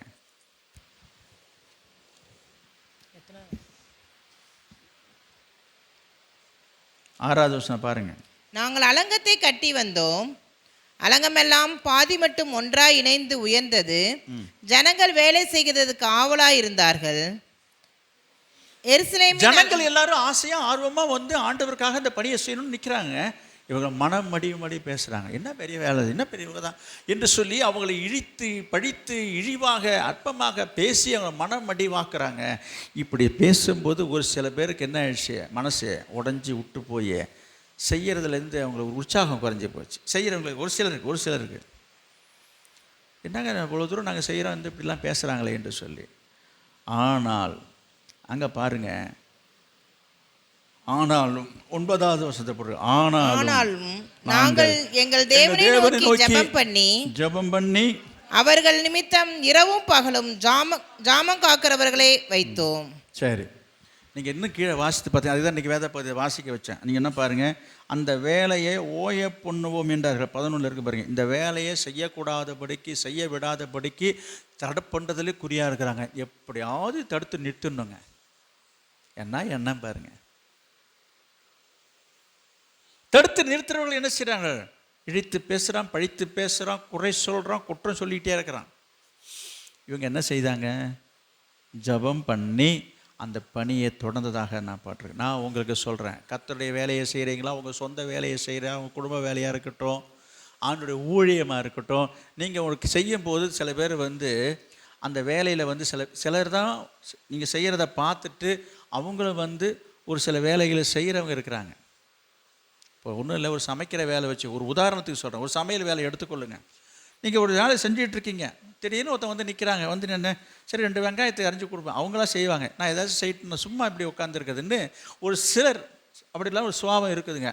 வெங்காயம் உரிஞ்சு கொடுக்குறோமா, பூண்டு உரிச்சு கொடுக்குறோமா, காய் அரிஞ்சு கொடுப்போம், அவ்வளோதான், அது போதும். இது எதுவுமே செய்யலைனாலும் இந்த வேலை நடக்க தான் போகுதுங்க. இப்படி செய்கிற சுபாவம் உள்ள ஒரு சிலர் உண்டு. ஒரு சிலர் உட்காந்துக்கிட்டு வெங்காயம் அறிகிற, பூண்டா உரிக்கிற, இது நவ பூண்டா இருக்குது, இது எந்த கடையில் வாங்கினது, இது எப்போ உரிச்சு எப்போ ஆறுது, இது இப்போ இது ஒன்றை யார் கேட்டான், அது எந்த பூண்டா தான் இருக்கட்டுங்க, உனக்கு இதில் ஏதாவது பங்கு இருக்குதா, உனக்கு இதில் வேலை இருக்குதா, நீ வந்தியா பார்த்துட்டு வேலையை பார்த்துட்டுல போ. நான் என்ன சொல்கிறேன்றது புரியுதா உங்களுக்கு? செய்கிறதுல ஏதாவது கூட மாட செஞ்சு உதவி செய்யன்ற அந்த எண்ணம் வரல. இது விறகு எப்போ வாங்கினது, இது எனக்கு போஞ்சு எரியுது, இது கண்ணெல்லாம் ஒரே எச்சலாக எரியுது, ஏன் அது வேறு ஒன்று வாங்கக்கூடாது, ஏன் அதை செய்யக்கூடாது, நீ எடுத்து கொடுக்குறது. இந்த மாதிரி இந்த கட்டின வீட்டுக்கு நோட்டம்னு சொல்கிறாங்க பாருங்கள், அந்த மாதிரி எதையாவது சொல்லிட்டு உட்காந்துருக்க வேண்டியது. செஞ்சிருச்சு, இவ்வளவும் பண்ணுறதும் பண்ணிவிட்டு என்னது குழம்பு, இது ஒரு காயம் இல்லை ஒன்றும் இல்லை, இந்த உட்காந்துருக்கிறதா அம்மாங்க அதையும் பேசிகிட்டு இருக்கேன். இது ஒன்று கிள்ளி தெரிக்க கிடையாதுங்க, ஒரு வெங்காயத்தை உரிச்சு போட கிடையாது, ஒரு ஒரு மிளகாய் கிள்ளி கூட போடுறது கிடையாதுங்க. வேடிக்கை பார்க்க உட்காந்துருக்குது, வாய்க்கு வந்தபடி பேசிட்டு உட்காந்துருக்கோம். இது அடுத்தது இன்னும் சொல்லிகிட்டே போகிற பாருங்க. ஆமாம், நானும் பார்க்குறேன், வாரம் நீயே இந்த அடுப்பை பிடிச்சிட்டு உட்காந்துருக்குற, நீ பிடிச்சிக்கிறது யார் வேணான்னா, இல்லை பேர் இருக்கிறாங்க, இவ்வளோ பேர் வராங்க, ஏன் அவங்களாம் செய்தாருண்ண, இதை சொல்கிறிய நீ முதல்ல செய்கிறியா, எப்படி ஏற்றுது பாருங்கள், நின்றி விடுற வேலையை பாருங்கள். இதுதான் நீங்களே தான் செய்யணுமா, இந்த மாதிரி தேவையில்லாத வெட்டி பேச்சுகள். இது ஏன் இந்த மாதிரிலாம் செய்யணும், இங்கே இதெல்லாம் செய்யணுமா, உனக்கு செய்ய இஷ்டம் இருந்தால் செய்ய, இல்லைன்னா நீ எழுந்து போக வேண்டியதானே. செய்கிறவங்களையும் கெடுக்கிறது. நான் இங்கே தான் வரேன். அலங்கத்தை கட்டும்படி இவர்கள்லாம் தீவிரமாக நின்று செய்கிறாங்கப்பா. இந்த ஆட்களுக்கு எரிச்சல், ஏன் இதை செய்கிறாங்க என்ற எரிச்சல்ல. இப்படிப்பட்ட சூழ்நிலையில் நெகேமியா அவங்கள என்ன செய்தாங்களாம், ஜபம் பண்ணிவிட்டு அவங்க பாட்டு அவங்க வேலையை பார்த்துட்டு தான் இருக்கிறாங்க. நான் அதை தான் சொல்ல வரேன். இதை பாருங்கள், நீங்கள் செய்கிற ஒரு காரியத்தை குறித்து யாராவது விமர்சிக்கிறாங்களா, குறை சொல்கிறாங்களா, சரியில்லைன்னு சொல்கிறாங்களா, சொல்கிறவங்க சொல்லிட்டு தான் இருப்பாங்க. குறை சொல்கிற வாயை நம்ம மூடவே முடியாது. நீங்கள் பாட்டு உங்கள் வேலையை செய்துகிட்டே இருங்க. நீங்கள் எது உங்கள் மனசுக்கு சரின்னு படுதோ, நியாயம்னு படுதோ, நல்லதுன்னு படுதோ, நம்ம சரியாக நம்ம செய்யும் பட்சத்தில் இவங்க பேசுகிறது ரொம்ப மனசு கஷ்டமாக இருக்குன்னு நீங்கள் சொல்லாதீங்க. இப்படிப்பட்ட காரியத்துக்கு உங்கள் செவியை நீங்கள் என்ன செய்யணும், அடைச்சி கொள்ளுங்க. இது யாரால் வருது, இதுதான் பிசாசால் வருதுன்னு நான் சொல்கிறேன். என்னங்க எங்கே வந்தாலும் அவனை வேற இழுத்துக்கிறீங்க நீங்கள். நான் காரணத்தோடு தான் சொல்கிறேன். யோபின் புத்தகம் 2ஆம் அதிகாரம் 9வது வசனத்தை எடுத்து படித்து பாருங்கள். யோபு 2ஆம் அதிகாரம் 9வது 10வது வசனத்தை சீக்கிரம் வாசிங்க, நான் முடிக்கணும். அப்பொழுது அவன் மனைவி அவனை பார்த்து, நீர் இன்னும் உம்முடைய உத்தமத்தில் உறுதியாய் நிற்கிறீரோ, தேவனை தூஷித்து ஜீவனை விடும் என்றான். யார் சொல்ற வார்த்தை அது? சொல்றது யாருங்க? யோபுனுடைய கட்டின மனைவி, சொந்த மனைவி சொல்றா. வேற யாராவது சொன்னாலும் பரவாயில்லைங்க. எந்த நிலையில சொல்றா? 10 பிள்ளைகளும் இறந்து போயிட்டாங்க. 10 பிள்ளைங்க போச்சு, சொத்து போச்சு, ஆஸ்தி போச்சு, அந்தஸ்து போச்சு, எல்லாம் போயிட்டது. சரி, இருக்கிறது புருஷன் மனைவி 2 பேர், இருக்கிற வரைக்கும் எதை இருந்துட்டு வாழ்ந்துட்டு போகலாம்ல. அந்த பொம்பளை சொல்லுது, என்ன சொல்லுது? தேவனை தூஷித்து ஜீவனை விடும். புருஷனை செத்து போடான்னு சொல்லுது. இது யார் சொன்ன வார்த்தைங்க? அது மனைவி சொல்லலை. அந்த மனைவியை பிசாசு ஏவி விட்டுருக்குறான்னு நான் சொல்கிறேன். உண்மை அதுதான். நீங்கள் அடுத்த வருஷம் படித்து பாருங்க. 10. அதற்கு அவன் நீ பைத்தியக்காரி பேசுகிறது போல பேசுகிறாய். அப்படி பைத்தியக்காரி. இங்கே பாருங்க, நான் இங்கே உங்களை சொல்லலை, வசனத்தை சொல்கிறேன். வசனம் அப்படி இருக்கு, நீங்கள் ஒன்றும் படித்து பாருங்கள். உங்கள் பைபிள் இருக்குதான்னு. நான் இப்படிலாம் மைக்கில் பேசுகிறேன்னு நினைக்காதீங்க. அங்கே இருக்குதா இல்லையான்னு பாருங்கள். பைத்தியக்காரி பேசுகிற மாதிரி பேசுகிற. என்னடி பேசுகிற நீனு? பைத்தியக்காரி பேசுறத போல பேசுற. தேவன் கையிலே நன்மையை பெற்ற நாம தீமையை பெற வேண்டாமோ என்றான். இவைகள் எல்லாவற்றிலையும் யோபு தன் உதடுகளினால் பாவம் செய்யவில்லை. என்ன செய்யல? பாவம் செய்யவில்லை. கவனிங்க. இது உங்க குடும்பத்தில் நான் சொல்லலைங்க. உங்க பக்கத்தில் உள்ளவங்க சொல்லுவாங்க, பக்கத்து வீட்டுக்காரங்க சொல்லுவாங்க. நீங்கள் உடனே அவங்க எப்படி சொல்கிறாங்க, இவங்க எப்படி சொல்லுவாங்க. நான் சொல்கிறேன், பிசாசு அவங்கள ஏவி விடுறான். நீ அதுக்கெல்லாம் காத்துட்டு உட்காந்துருவேன். அவங்க மாதிரி பேசுகிறாங்க. நீ இந்த சபைக்கு போயிட்டுருக்கு, உனக்கு ஏன் இப்படி நடக்குது, ஏன் இந்த காரியம் நடக்கலை, உனக்கு ஏன் இன்னும் கால் வலிக்குது, உனக்கு ஏன் இன்னும் முதுவலி சரியாகலை, இப்படிலாம் கேட்பாங்க தான். இதுக்கெல்லாம் என்னங்க பதில் சொல்கிறது? உன்னை யார் பதில் சொல்ல சொன்னது? சொல்லுங்கள். இதை மாதிரி கேள்வி கேட்க தான் ஆள் இருக்குது. உனக்கு யாராவது ஒத்தாசை செய்ய ஆள் இருக்குதா? இதுக்கெல்லாம் நம்ம செவி சாய்க்கக்கூடாது. தெரியுதா உங்களுக்கு? எனக்கு எங்கள் வீட்லேயே சொல்கிறாங்க, வீட்லேயே சொல்லுவாங்கன்னு தான் சொல்ல வந்தேன் இப்போ நான். அப்போ இதெல்லாம் எங்கேருந்து வருது, எப்படி வருதுன்றதை தான் நான் உங்களுக்கு சொல்லிட்டு வரேன். இப்போ யாரால் வருது? பிசாசு அவர்களை தூண்டிவிட்டு அவர்கள் மூலமாக இந்த வார்த்தைகளை சொல்ல வைக்கிறான். ஞாபகம் வச்சுக்க, இந்த வார்த்தைக்கு, இந்த சத்தத்துக்கு நீங்கள் செவி கொடுக்க கூடாது. நான் திரும்ப எங்கே வரேன்? நெகேமியா அலங்கத்தை கட்டும் பொழுது சொல்கிறான் ஒருத்தன், இவெல்லாம் கட்டிடுவானா, இவெல்லாம் கட்ட முடியுமா, பெருசாக வேலை கட்டப்படுறான். அதில் ஒருத்தன் சொல்கிறான், அது ஏறி மேலே எழுதினாக்க ஒரு நிறைய ஏறினாலே மதில் தொப்பு தொப்புன்னு விழுந்துருப்பான், பெருசாக கட்டுறான். இந்த மாதிரி அதில் நையாண்டி பண்ணுறான், பரியாசம் பண்ணுறான், என்ன ஏளனமாக பேசுகிறான். இதெல்லாம் அங்கே காதில் போட்டுக்கவே இல்லை. அங்கே வசனம் அங்கே எழுதியிருக்கிறது, அவங்க பாட்டு அவங்க வேலையை பார்த்துட்டு இருக்கிறாங்க. நான் திருப்பியும் சொல்கிறேன், ஒரு ஊழியம் செய்கிறீங்க, கர்த்தருடைய வேலையை செய்கிறீங்க, கர்த்தருடைய ஊழியத்தை செய்கிறீங்க, இந்த சபையில் இருக்க விசுவாசியை உங்களை ஒரு வழி பண்ணிடுறாங்க. இப்போ வெளியில் யாரும் வந்து பேசணும்னு அவசியம் இல்லைங்க. இங்கே இருக்கிறதே உங்களை பேசி பேசி பேசி உங்களை ஒன்றும் செய்யாமல் ஆக்கி விட்றாங்க. சொல்கிற பேர் சொல்கிறாங்க, எனக்கு இதெல்லாம் கேட்கும்போது பேசும்போது இதெல்லாம் எதுக்கு செய்யணும், ஏன் செய்யணுன்ற எண்ணம் எனக்கு வருதுங்க. நான் பாட்டு ஒழுங்காக தாங்க செய்கிறேன், எனக்கு இப்படிலாம் பேசுகிறது கேட்டுட்டு என்னால் செய்ய முடியாதுங்க, நான் வரலைங்க அப்படின்னா. சந்தோஷம், போயிட்டு வா. என்ன இது? நான் ஒன்று ஒரு காரியம் சொல்லட்டுமா? உங்களுக்கு வருவது போல், உங்கள் மனசில் தோணுனது போல் எனக்கும் வந்துச்சு. அப்படிங்களா? ஆமாம். இன்றைக்கு நான் கர்த்தருடைய கிருபையினால் இந்த ஊழியத்தை செய்து கொண்டிருக்கும் போது, இத்தனை ஆண்டு காலமாக இந்த சபையை நடத்தி கொண்டிருக்கும் போது, கர்த்தருடைய கிருபையினால் இந்த சபையின் மூலமாக ஆண்டு எத்தனையோ காரியங்கள் நடத்தி கொண்டு ஒரு பக்கம் இருந்தாலும், இன்றைக்கு சபையை விட்டு போனவர்களும் சரி, சபைக்குள்ளே இருக்கிற ஒரு சிலரும் சரி, இந்த ஊழியத்துக்கு விரோதமாகவோ அல்லது எனக்கு விரோதமாகவோ என்னை பற்றி இழிவாகவும் பழிவாகவும் குறைவாகவும் பேசும் பொழுது, தவறாக பேசும்போது, தாவீது சொன்னது போல் இல்லாத பொல்லாத பேசும் பொழுது மனசு ரொம்ப கஷ்டமாக இருக்குது எனக்கு.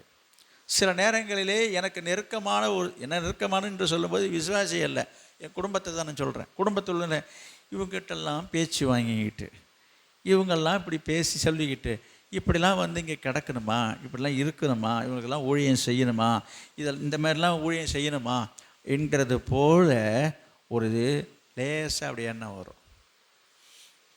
நான் அதை அனுமதிக்க மாட்டேன். சொல்கிற மனசு ஒரு ஒரு விரக்தி, ஒரு வேதனையை நான் சொல்லுகிறேன். அது ஆனால் தாவீதை போல ஆண்டவர் என்னை திடப்படுத்துவார். நான் ஜனங்களுக்காக, மற்றவர்களுக்காக, கர்த்தருக்காக ஊழியம் செய்ய வேண்டும். இது கர்த்தருடைய ஊழியம், கர்த்தருக்காக நான் செய்கிறேன். அப்போ இந்த ஊழியத்தில் என்ன வரும்? விமர்சனங்கள் வரும், குற்றச்சாட்டுகள் வரும், குறைகள் சொல்வார்கள். சொல்லிட்டு போட்டோம். இது போன்ற சூழ்நிலைகளில் கவனிங்க, இது போல் நடக்கும் பொழுது கர்த்தர் சில நேரங்களில் என்னை எப்படி திடப்படுத்தினார் என்பதை சொல்லி நான் முடிச்சுக்கிறேன். என்னது? இன்றைக்கு இந்த ஆராதனை ஒழுங்கு முறைகளை கூட சில பேர் சொல்கிறாங்க, ரொம்ப நேரம் வளர்த்துறாங்கன்றாங்க சில பேர். என்ன, சில பேர் அதை கவனிக்கிறதே கிடையாது, சில பேர் தூங்கிட்டு இருப்பாங்க, என்ன சொல்கிறதுன்னு கேட்குறது கிடையாது. இப்படி பலவிதமான காரியங்கள் நடந்துகிட்ருக்கு நம்ம ஆராதனை காரியத்தை பற்றி நான் சொல்லும்போது. இது ஒரு பக்கம் இருக்கவே, இந்த சபைகளிலே சில விசுவாசிகள் அதிருப்தினால், தாவீதே சொன்னது போல், தாவீதே சீமையை சொன்ன பாருங்க, எப்போ சந்தர்ப்பம் கிடைக்கும், சமயம் கிடைக்கும் பார்த்துக்கிட்டே இது சொல்கிறேன்னு சொன்ன பாருங்க. அதுபோல் என்னது, என்ன நடக்கும், எது நடக்கும், யார் என்ன சொல்கிறாங்க, இந்த சபையில் யாராவது ஒருத்தவங்க இதை போகிறாங்க, வெளியில் போகிறாங்க, ஏதாவது சொல்கிறாங்கன்னு வச்சு அதை இவங்களும் கேட்டுக்க வேண்டியது, அவங்களோட சேர்ந்துக்க வேண்டியது, அவங்களோட பேச வேண்டியது. இதெல்லாம் சரியா? இதெல்லாம் என்ன ஆகும்? மனசுக்கு ரொம்ப வேதனையை கொடுக்கக்கூடிய காரியங்கள் தான். இது ஒரு பக்கம் இருக்க, கவனிங்க, ஒவ்வொரு வாரமும் இந்த மாதிரி இந்த செய்திகளை, வார்த்தைகளை கொடுத்து கொண்டிருக்கின்ற நேரத்தில் ஒரு சில விசுவாசிகள் என்னிடத்துல வந்து, நான் வந்து இப்படிலாம் நினச்சிட்டு வந்தேன், என் மனசுக்குள்ளே ரொம்ப வருத்தத்தோடு வந்தேன், ஆண்டவர் என்ற வார்த்தையின் மூலமாக என்கிட்ட பேசினாரும்போது எனக்கு ஒரே ஷாக்காக இருக்கும். அப்போ ஆண்டவர் சொல்லுவார், உன்னை குறித்து தவறாக நினைக்கிறவங்களும் பேசுகிற 9 பேரை விட ஒரு ஆள் வந்து பிரயோஜனமாக இருக்குன்னு சொல்லலை, அதுக்காக ஊழியம் செய்யினார். நான் சிலதை ரெக்கார்ட் நான் பண்ணலை, எனக்கு வாய்ஸ் மெசேஜ் பேசியே வந்திருக்க நான் வச்சுருக்கிறேன். இதெல்லாம் நான் வெளிப்படுத்தி விளம்பரப்படுத்தி நான் விரும்பாதனால, இருந்தாலும் இப்போ நான் சொல்லிக்கிறேன். எத்தனை பேர் இன்னைக்குன்னு இல்லைங்க, ஒவ்வொரு வாரமும் கொடுக்குற செய்திகளை, பிரசங்க செய்திகளை கேட்டு நம்ம யூடியூப்பில் போகுது இல்லைங்களா, நம்ம சபையை விட்டு வெளியில் இருக்கிறவங்க, நான் ஒரு சாட்சி சொல்கிறேன் பாருங்கள். ஒரு டாக்டர், அவங்க ஒரு சபை நடத்துகிறாங்க, அவங்க ஒரு பாஸ்டரை வைத்து ஒரு சபை நடத்துகிற ஒரு டாக்டருங்க. ஒரு முறை எனக்கு மெசேஜ் அனுப்புகிறாங்க, உங்களுடைய மெசேஜ் ரொம்ப யூஸ்ஃபுல்லாக இருந்துச்சு, நான் நிறைய பேருக்கு ஃபார்வேர்ட் பண்ணேன்றாங்க. ஒரு MBBS படித்த டாக்டரு, அவங்க செய்தி கொடுப்பாங்க, அவங்க ஜெபம் நடத்துகிறாங்க, அவங்க ஊழியம் செய்கிறாங்க. நான் என்ன சொல்ல வரேன்னா, அப்போ இந்த வார்த்தை இங்கே கொடுக்கப்படுற இந்த வார்த்தையினால் அவங்க பயனடைஞ்சிருக்கிறாங்கன்னு சொல்லும்போது அது ஆச்சரியம் இல்லையா? இது ஒரு பக்கம் இருக்கவே.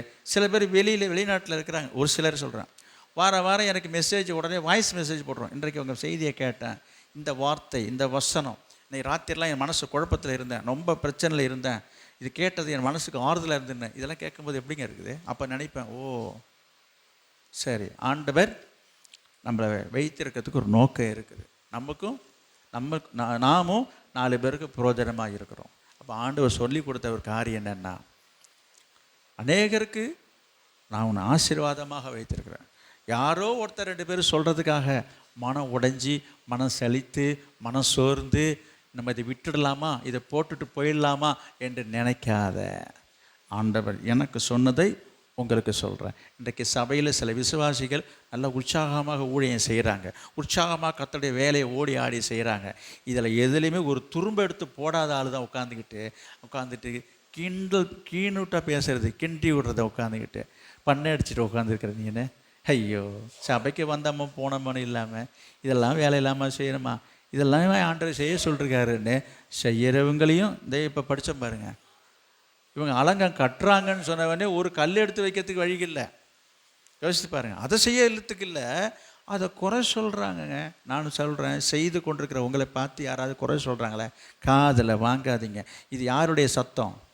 பிசாசு. ஐயோ அப்படிலாம் சொல்லாதீங்க. நான் சொல்கிறேன், பிசாசு நேராக வந்து பேசாது, அவங்க வாய் மூலமாக தான் பேசுது. நல்லா தெளிவாக புரிஞ்சுங்க. யோபுகிட்ட அவங்க மனைவி பேசுனாங்க தான் நீங்கள் சொல்கிறீங்க. நான் சொல்கிறேன், அவங்க மனைவி பேசலை. மனைவியினுடைய வாயின் மூலமாக பேசினது யார்? இது உண்மை, இது சத்தியம் நான் சொல்லுவேன். ஏனென்றால் யோபுவை சோதிக்கும்படி பிசாசு தான் வந்தான் என்று அங்கே தெளிவாக எழுதியிருக்கிறது. ஆண்டவர்கிட்ட உத்தரவு கேட்டுட்டு யோபு சோதிக்கிறான். ஒவ்வொரு சோதனையிலையும் யோபு ஜெயிச்சிட்டே வரான். அவனுக்கு எரிச்சலாக இருக்குது, இவனை எப்படியாவது வீழ்த்தணும் என்பதற்காக தான் கட்டுன மனைவியிட்டே போய் உள்ளே போய் உட்காந்துட்டு நீ பேசுறீன்றான். அவளும் பேசுகிறான். அந்த பேச்சுக்கு கூட அவன் அசைஞ்சு கொடுக்கவே இல்லை. நான் சொல்கிறேன், உங்கள் சொந்தம், உங்கள் குடும்பம், உங்கள் உறவுகளே ஒரு வேலை பிசாசு பயன்படுத்துவான். ஜாக்கிரதை. அவன் இந்த சத்தத்துக்கு செவி சாய்க்காதுங்க. எங்கள் வீட்டில் அப்படி சொல்கிறாங்க, எங்கள் வீட்டுக்காரர் அப்படி சொல்கிறாங்க, எங்கள் வீட்டுக்காரி அப்படி சொல்கிறாங்க, என் பையன் அப்படி சொல்கிறான், சொல்லாதீங்க. இன்றைக்கி சில பேர் ஆராதனைக்கு வருவதற்கும், ஊழியம் செய்வதற்கும், ஆலயத்துக்கு வருவதற்கும், ஆண்டவரை ஏற்றுக்கொள்வதற்கும், ஞானஸ்தானம் பெறுவதற்கும் 1008 சாக்கு போக்குகளை சொல்லிகிட்டு இருக்கிறாங்களே. எங்கள் வீட்டுக்காரர் அப்படி சொல்கிறாரு, எங்கள் வீட்டுக்காரி அப்படி சொல்லிகிட்டு இருக்கிறாங்க, எங்கள் மாமா அப்படி சொல்கிறாரு, எங்கள் தாத்தா அப்படி சொல்கிறாரு. எல்லாரும் சொல்லுவாங்க தான். கர்த்தர் சொல்கிறதை கேளு. நீ நன்றாக இருப்பதற்கும், நீயும் உன் பிள்ளைகளும் நன்றாக இருப்பதற்கும் என்ன செய்யணும்? சொல்லப்படுகிற வார்த்தைக்கு கவனித்து செவி கொடுங்க. நீங்கள் நல்லா இருப்பீங்க. கர்த்தர் உங்களை ஆசீர்வதிப்பாராக. கர்த்தருடைய சத்தத்துக்கு நாம் செவி கொடுப்போம். மீதியான காரியங்களை நம்ம அடுத்த வாரம் பார்க்கலாம். நாம் ஜெபிப்போம்.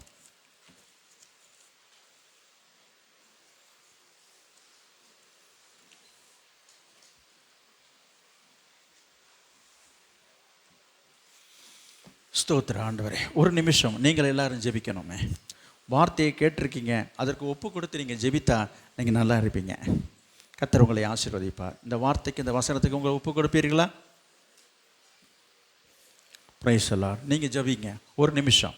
நீங்கள் கேட்டது முக்கியம் இல்லை, நீங்கள் வாயை திறந்து இப்போ என்ன சொல்லி ஜெபிக்கிறீங்களோ அதன்படி தான் நீங்கள் ஆசீர்வதிக்கப்படுவீங்க. அதன் மூலமாக தான் உங்களுக்கு ஆசீர்வாதம் உண்டாகும், அதன் மூலமாக உங்கள் நன்மை உண்டாகும், அதன் மூலமாக உங்கள் குடும்பத்துக்கு நன்மை உண்டாகும். Price the Lord. இந்த வார்த்தையை எங்கேருந்து நீங்கள் கேட்டுக்கொண்டிருந்தாலும் சரி, ஆங்காங்கே தூரத்திலிருந்து கேட்டுக்கொண்டிருக்கிற உங்களோடும் கர்த்தர் பேசியிருக்கிறார். அனைவரையும் கர்த்தர் ஆசீர்வதிப்பார். நீங்கள் நன்றாக இருக்கவும், உங்கள் குடும்பம், பிள்ளைகள் நன்றாக இருப்பதற்கும் இந்த வார்த்தைக்கு செவி சாய்த்து கீழ்ப்படிங்க. Praise the lord. Praise the lord. Alleluia, alleluia. ஸ்தோத்திரம் ஆண்டவரே, ஸ்தோத்திரம் ஆண்டவரே, ஸ்தோத்திரம் ஆண்டவரே, ஸ்தோத்திரம் ஆண்டவரே. Praise the lord, praise the lord. Hallelujah, hallelujah. நீங்கள் ஜெபிக்கிறதுல தான் உங்களுக்கு ஆசீர்வாதம் இருக்குது. நீங்கள் என்ன சொல்லி ஜெபிக்கிறீங்களோ அதை பொறுத்து தான் உங்களுக்கு ஆசீர்வாதம். Price the Lord. எத்தனை பேர் இன்றைக்கு சொல்லப்பட்ட அந்த வார்த்தைக்கு, இந்த வசனத்துக்கும் அந்த வார்த்தைக்கும் நீங்கள் செவி கொடுத்தீங்க? செவி கொடுத்துருக்கிறீங்களா? ஆண்டவர் என்னோட தான் பேசினார், எனக்காக தான் பேசினார், என்னோட தான் பேசினார். இந்த வார்த்தைக்கு நான் கீழ்ப்படிய விரும்புகிறேன், அதன்படி வாழ நான் நடக்க நான் விரும்புகிறேன். எனக்கு அந்த கிருபை வேணும், எல்லாவற்றையும் தாங்குவதற்கு, சகிப்பதற்கு, பொறுத்து கொள்வதற்கு எனக்கு அந்த கிருபை வேணும். எனக்கு அந்த கிருபை வேணும், எனக்கு அந்த கிருபை வேணும் என்று சொல்லி கேட்பவர்கள் மாத்திரம், என்று கேட்பவர்கள் மாத்திரம் உங்கள் கரத்தை உயர்த்தி ஆண்டவர்கிட்ட சொல்லுங்க. Praise the lord. Hallelujah, hallelujah, hallelujah. பரிசுத்தமுள்ள எங்கள் நல்ல பிதாவே, நாங்கள் உம்மை ஸ்தோத்திரிக்கிறோம். இன்றைக்கு இந்த நாளிலே உம்முடைய வார்த்தையை கேட்டுக்கொண்டிருந்த அனைவர் மீதும் பரிசுத்த ஆவியானவர் இறங்குவீராக. நீ சொன்ன அந்த வார்த்தைக்கு செவிசாய்த்து கேட்கும்படி கீழ்ப்படிந்து ஒப்பு கொடுத்த அனைவர் மீதும் பரிசுத்த ஆவியானவர் இறங்குவீராக. அவர்கள் நன்றாயிருக்கவும், அவர்கள் குடும்பம் நன்றாயிருக்கவும், அவருடைய பிள்ளைகள் நன்றாயிருக்கவும் நீர் அவளை ஆசீர்வதிங்கப்பா. உடைய வார்த்தையினாலே, உடைய வசனத்தினாலே உடைய ஆசீர்வதிக்கப்படுவார்களாக. யார் என்ன சொன்னாலும், யார் தூஷித்தாலும், யார் என்ன குற்றப்படுத்தினாலும் எல்லாவற்றையும் தாங்க, சகிக்க, பொறுக்க, பொறுமையாக இருக்க, அமைதியாக இருக்க கிருபை தாங்கப்பா. அதை கடந்து செல்வதற்குண்டிய கிருபையை தாங்கப்பா. ஆண்டவரே உமக்கு ஸ்தோத்திரம், ஸ்தோத்திரம். ஒவ்வொருக்கும் அந்த கிருபையை தார். யாரெல்லாம் அந்த கிருபையை கேட்கிறார்களோ எல்லாருக்கும் அந்த கிருபையை தரும்படியாக நான் ஜெபிக்கிறேனப்பா. இந்த நேரத்தில் இந்த ஆன்லைன் மூலமாகவும் இந்த வார்த்தையை கேட்கிற, கவனிக்கிற, ஜெபிக்கிற அனைவருடைய குடும்பத்திலையும் உடைய ஆசீர்வாதம் தங்கி இருக்கட்டும் ஐயா. அவர்களையும் அவருடைய குடும்பத்தையும் அவருடைய பிள்ளைகளையும் கர்த்தர் ஆசீர்வதிப்பீராக. அவர்கள் நன்றாயிருக்கும்படி கர்த்தரை ஆசீர்வதிப்பீராக. வந்த அனைவரையும் ஆசீர்வதியும், ஜெபித்த அனைவரையும் ஆசீர்வதியும், உடைய வசனத்தை வார்த்தையை கேட்ட அனைவரையும் ஆசீர்வதியும், இதற்கு கீழ்ப்படிந்து ஒப்பு கொடுத்த அனைவரையும் ஆசீர்வதியும். இயேசுவின் நாமத்தில் ஜெபிக்கிறோம் நல்ல பிதாவே, ஆமென். என் ஆத்துமாவே கர்த்தரை ஸ்தோத்திரி, என் முழு உலமையோடைய பரிசுத்த நாமத்தை ஸ்தோத்திரி. என் ஆத்துமாவே கர்த்தரை ஸ்தோத்திரி. கர்த்தர் செய்த சகல உபகாரங்களையும் மறவாதே. ஆமென். நம்முடைய கர்த்தராகிய இயேசு கிறிஸ்துவுடைய கிருபையும், பிதாவாகிய தேவனுடைய அன்பும், பரிசுத்த ஆவியானவருடைய அந்யோன்ய ஐக்கியமும் இப்பொழுதும் எப்பொழுதும் சதா காலங்களிலும் நம் அனைவரோடும் சகல பரிசுத்தவான் கூட தங்கி இருப்பதாக. Amen, amen. Praise the lord. கர்த்தர் உங்களோடு இருப்பாராக. கர்த்தர் உங்கள் அனைவரையும் ஆசீர்வதிப்பாராக.